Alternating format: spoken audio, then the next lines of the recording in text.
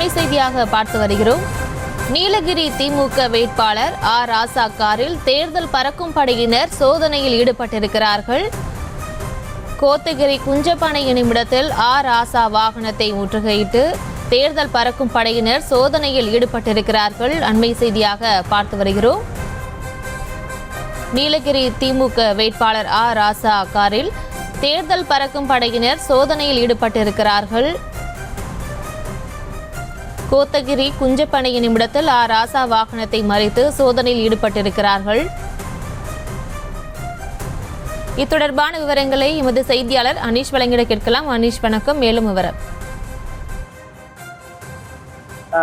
நீலகிரி மாவட்டம் கோத்தகிரி குஞ்சப்பனை அருகே திமுக வேட்பாளர் ராசாவின் வாகனத்தை தேர்தல் பறக்கும் படையினர் சோதனையை செய்தனர்.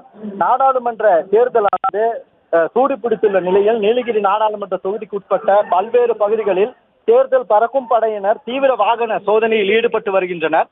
இந்நிலையில் நீலகிரி நாடாளுமன்ற தொகுதியில் திமுக சார்பில் 4வது முறையாக மீண்டும் போட்டியிடும் ராசா மற்றும் தமிழக சுற்றுலாத்துறை அமைச்சர் ராமச்சந்திரன், மாவட்ட திமுக கழக செயலாளர் பாமு முபாரக் உள்ளிட்டோர் உதகையிலிருந்து கோத்தகிரி வழியாக மேட்டுப்பாளையம் சென்று கொண்டிருந்தனர்.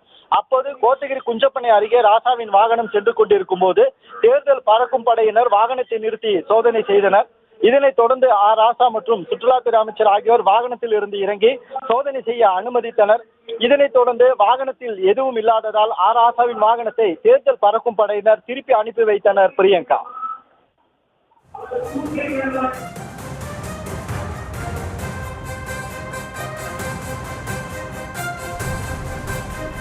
விவரங்களுக்கு நன்றி அனீஷ். செய்திகளை உடனுக்குடனும் துல்லியமாகவும் தெரிந்து கொள்ள சப்ஸ்கிரைப் பண்ணுங்க.